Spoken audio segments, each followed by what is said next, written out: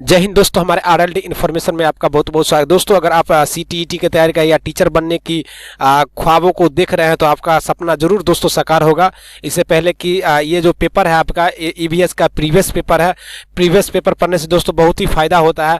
एक क्वेश्चन का पैटर्न क्या है, कैसे प्रश्न पूछे जाते हैं, कहाँ से प्रश्न उठाया जाता है, कौन सा टॉपिक से क्वेश्चन पूछा जाता है, ये सभी जानकारी दोस्तों आपको प्रीवियस पेपर पढ़ने से ही मिलेगा। आप थ्योरी भी पढ़िए और प्रीवियस पेपर भी जो है आप पर डे 50-100 जितना आपको सक्षम उतना पढ़ सकते हैं। दोस्तों एक बात और बता, अगर प्रीवियस पेपर अगर आप चाहते हैं पढ़ना और सारा, तो डिस्क्रिप्शन लिंक दिया गया प्ले लिस्ट का, वहाँ जाके आप देख सकते हैं। मेरे चैनल पर सिर्फ ज़्यादा से ज़्यादा आपको 80% जो है प्रीवियस पेपर देखने को मिलेगा। दोस्तों, अगर PDF पाना चाहते हैं, PDF इसका, तो डिस्क्रिप्शन में लिंक दिया गया है, वहाँ टेलीग्राम का आप वहां जाके ज्वाइन कर सकते हैं और फ्री में मुफ्त में जो आप दोस्तों PDF पा सकते हैं। चलिए दोस्तों वीडियो शुरू करते हैं। लेकिन दोस्तों वीडियो शुरू करने से पहले अगर चैनल पर पहली बार आए हैं तो आप चैनल को प्लीज सब्सक्राइब कर लीजिए और बेल आइकन को दबा दीजिए। दोस्तों, आने वाला समय में हम आपको लाइव क्लास में जो है मॉक टेस्ट लेंगे और देंगे, वो भी निःशुल्क दोस्तों, और लाइव क्लास देंगे। तो चलिए दोस्तों वीडियो शुरू करते हैं। दोस्तों, यहाँ पर 2 नंबर प्रश्न में कह रहा है, वह जंतु कौन सा है, जंतु का नाम बताना है, जो अपने कानों को अलग अलग दिशाओं में बहुत अधिक घुमा लेता है, जो बाहर की ध्वनि को इकट्ठा करने में उसकी सहायता करता है। तो दोस्तों ऐसा जो है कौन सा जंतु है, जैसा कि ऑप्शन में दिया गया है, तो स्लॉथ है दोस्तों, यहाँ पे लंगूर है और बाघ है और कुत्ता है दोस्तों। तो दोस्तों आपका आंसर जो है बाघ होगा, चूंकि बाघ शिकार करने के लिए किसी भी जीव जंतु का अपने कानों को जो है अलग अलग दिशाओं में घुमा लेता है और एक आवाज को जो है क्या करता है वो इकट्ठा करके, और जो शिकार करने के लिए जो है वो तैयार रहता है। तो दोस्तों आंसर आपका हो जाएगा बाघ। चलिए क्वेश्चन नंबर 2 का 3। चलिए आगे बढ़ते हैं, क्वेश्चन नंबर 3 पर दोस्तों चलते हैं। दोस्तों, इस क्वेश्चन पढ़ने से पहले आपको जो, जैसा कि देख पा रहे हैं, निम्नलिखित में से 3 राज्य के समूह है को चुनिए और जिनके समुद्र तट बंगाल की खाड़ी पर है। यानी कि ऐसे 3 राज्य हैं जिनका जो है तट जो है बंगाल की खाड़ी पर है।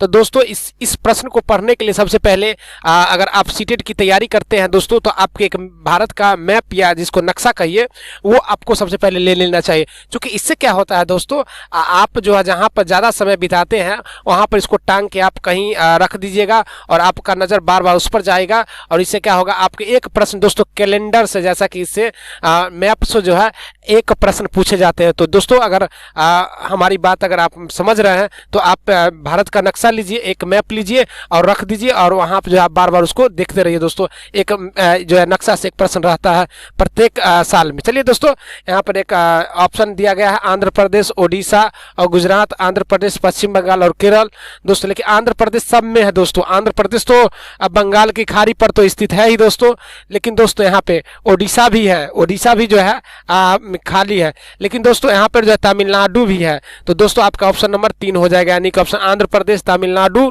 उसके बाद ओडिशा, ये 3 यानी कि ऑप्शन हो जाएगा। चलिए दोस्तों चलते हैं, क्वेश्चन नंबर 3 पे चलते हैं, सॉरी माफ कीजिएगा 4 पे चलते हैं। 4 पे कह रहा है दोस्तों, कन्नौज इत्र निकालने के लिए दोस्तों यहाँ पे कहा गया है, देखिए यहाँ पे कन्नौज शहर के लिए इत्र के लिए प्रसिद्ध है।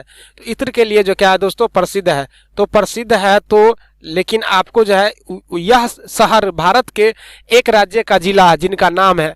तो दोस्तों कन्नौज जो है कौन सा राज्य का जिला है वो बताना इस प्रश्न में, जहां जो है इत्र निकालने के लिए। तो दोस्तों उत्तर प्रदेश है, डायरेक्ट हम ऑप्शन पर आते, उत्तर प्रदेश जो है, तो ये जो है इसका जो है होगा आंसर। चूंकि उत्तर प्रदेश जो है कन्नौज, जो कि उत्तर प्रदेश का एक जिला है कन्नौज। चलिए दोस्तों क्वेश्चन चलते हैं हम 5 नंबर पे, और 5 नंबर का था दोस्तों, दृष्टिबाधित विद्यार्थियों के लिए निम्नलिखित में से कौन सी युक्ति पर्यावरण अध्यापन के लिए सबसे अधिक उचित है। तो दोस्तों ये ऑप्शन दिया गया और युक्ति का मतलब होता है दोस्तों जुगाड़। कौन सा जुगाड़ जो है बढ़िया है, ये समझिए कि दृष्टिबाधित, यानी कि जो बच्चे जो है दृष्टिबाधित, यानी कि जिसको हम लोग कहते हैं ब्लाइंडनेस कहिए या दृष्टिबाधित कहिए या जो है अंधे कहिए। लेकिन अंधे शब्द उनके लिए कुछ बुरा होता है, इसलिए हम अंधे नहीं कह सकते हैं, लेकिन समझाने के लिए दोस्तों हम अंधे का उपयोग करते हैं। तो कैसा है, तो दोस्तों पहला ऑप्शन में दिया गया श्रवण पाठ्य वस्तु तैयार किया जाए। जी बिल्कुल, इसको श्रवण पाठ्य वस्तु तैयार किया जाए। यानी कि श्रवण का मतलब दोस्तों होता है सुनना, यानी कि सुनने वाला जो है पाठ्य वस्तु को तैयार किया जाए, इसके लिए दृष्टिबाधित बालक के लिए ये बढ़िया ऑप्शन है दोस्तों। ऑप्शन नंबर 2 बहुत ही अच्छा है। चलिए ऑप्शन नंबर 2 पर चलते हैं दोस्तों। 2 में दोस्तों कह रहा है स्पर्श वस्तुओं या बड़े अक्षर में विषय वस्तु का उपयोग किया जाए। जी, जो दृष्टिबाधित है उसको बड़े बड़े अक्षर देना चाहिए ताकि बच्चे जो दृष्टिबाधित बालक है या बालिका या लोग हैं वो उसको स्पर्श तरीका से उसको छू के और समझ पाए, इसके लिए ये जरूरत है। और ऑप्शन ए भी दोस्तों सही है, ऑप्शन बी भी हमको सही है। चलिए ऑप्शन सी में चलते हैं। अवधारणाओं की सरल चित्रों तथा मूर्त ठोस वस्तुओं द्वारा व्याख्या। दोस्तों यहाँ पे अवधारणाओं को ठोस मूर्त नहीं, ये ऑप्शन आपका दोस्तों गलत है। तो क्वेश्चन नंबर सी भी गलत है दोस्तों। 4 हम देख लेते हैं। कहता जहां तक संभव हो पाठ्य वस्तु को अधिक से अधिक मूर्त निश्चित बनाए। जी बिल्कुल, जहां तक संभव हो दोस्तों तहां तक जो है आप पाठ्य वस्तु को क्या बना सकते हैं, जो है मूर्त की निश्चित बना सकते हैं। चलिए दोस्तों ऑप्शन ए बी यानी कि option number A B D होगा। तो चलिए दोस्तों क्वेश्चन नंबर हम 6 की तरफ चलते हैं। 6 में बताया जा रहा है दोस्तों झूम खेती के अंतर्गत झारखंड के किसानों द्वारा अपनाए जाने वाले तरीके के संबंध में नीचे दिए गए कथनों पर विचार कीजिए। दोस्तों नीचे दिया गया है जो कि झारखंड के किसान है और झूम खेती के लिए, तो इस पर विचार करना क्या सही है और क्या गलत है दोस्तों। तो दोस्तों यहाँ पर चलते हैं।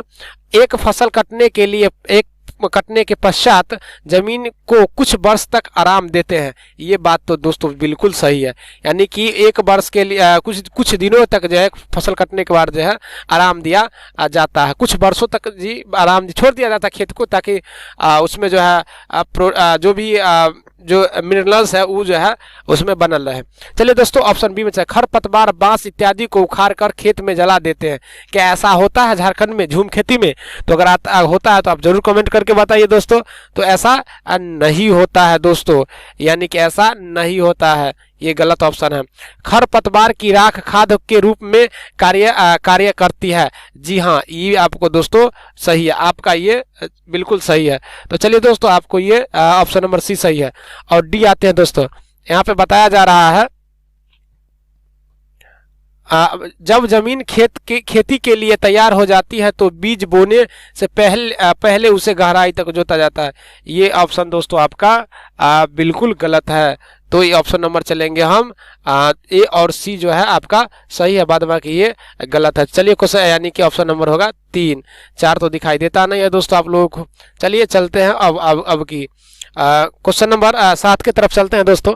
अगर आता होगा तो जरूर दोस्तों कमेंट कर दीजिए, वीडियो को लाइक कर दीजिए, शेयर कर दीजिए, और आप क्या वीडियो में सुधार करना चाहिए वो भी आप बता सकते हैं। क्या वीडियो में सुधार करना चाहिए, हमें क्या सुधार करना चाहिए वो भी आप बता सकते हैं, आप ऑडियंस है दोस्तों। चलिए यहाँ पर जो है 7 नंबर प्रश्न की ओर चलते हैं। प्राइमरी स्तर पर ईवीएस की पाठ्य पुस्तक की रचना ध्यानपूर्वक की जाती है जिससे विद्यार्थियों में सीखने सिखाने के दौरान गलत अवधारणा न बन पाए। जी, सीखने सिखाने के लिए गलत अवधारणा न बन पाए, इसके लिए दोस्तों ऑप्शन दिया गया है यहाँ पे। आपके अनुसार पाठ्य पुस्तक की कौन सी विशेषता या विशेषताएं इसके लिए सबसे उपयुक्त है दोस्तों, बताना है।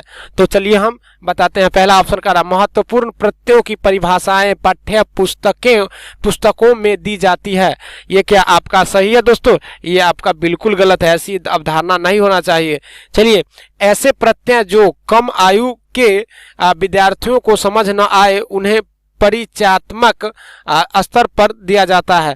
दोस्तों आपका ऑप्शन नंबर यही सही होगा, यानी कि 7 का 2 होगा। चलिए ये आंसर आपका हो जाएगा। चलिए 8 नंबर प्रश्न पर चलते हैं। 8 नंबर में दोस्तों का निम्नलिखित में से कौन सा तत्व एक अध्यापक को पर्यावरण अध्ययन के पाठ योजना में रखने के लिए विचार करना चाहिए? तो पाठ योजना के यानी कि पर्यावरण के लिए रखना चाहिए दोस्तों, पर्यावरण अध्ययन के लिए। तो दोस्तों जैसा कि आप देख पा रहे हैं ऑप्शन नंबर अनुदेशन विशिष्ट उद्देश्य, क्या ये ऑप्शन आपका सही है दोस्तों? उसके बाद आइए ये बिल्कुल ये सही है। उसके बाद दोस्तों छात्रों की पर्यावरण सजगता, जी नहीं, छात्रों की पर्यावरण सजगता ये आपका ऑप्शन नहीं हो सकता है इसके लिए, ये पाठ्यचर्या के लिए। ऑप्शन नंबर 3 में प्रमुख अवधारणाएं और प्रक्रिया कौशल, ये आपका दोस्तों सही है। तो चलिए यहाँ पे ये आपका दोस्तों ये आपका जो है सही है। तो ऑप्शन नंबर 4 पर सामान्य उद्देश्य, जी नहीं, बिल्कुल ये गलत है। तो दोस्तों यानी कि यहाँ पे आपका ए और सी जो है, ए सी और चलिए दोस्तों, क्वेश्चन नंबर हम 8 की तरफ चलते हैं। निम्नलिखित में से कौन सा तत्व एक अध्यापक को पर्यावरण अध्ययन के पाठ योजना में रखने के लिए विचार करना चाहिए? तो जैसा कि आप देख पा रहे हैं दोस्तों, ऑप्शन 1 में अनुदेशन विशिष्ट उद्देश्य, ये दोस्तों आपका ऑप्शन सही है दोस्तों।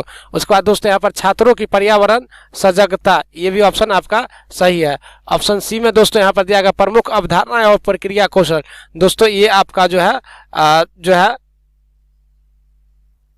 ये सही है दोस्तों। उसके बाद यानी कि दोस्तों सामान्य उद्देश्य, तो ये भी सही है। तो चलिए यहाँ ऑप्शन होगा ए, सी और डी होगा। चलिए दोस्तों, क्वेश्चन नंबर हम 9 की तरफ चलते हैं।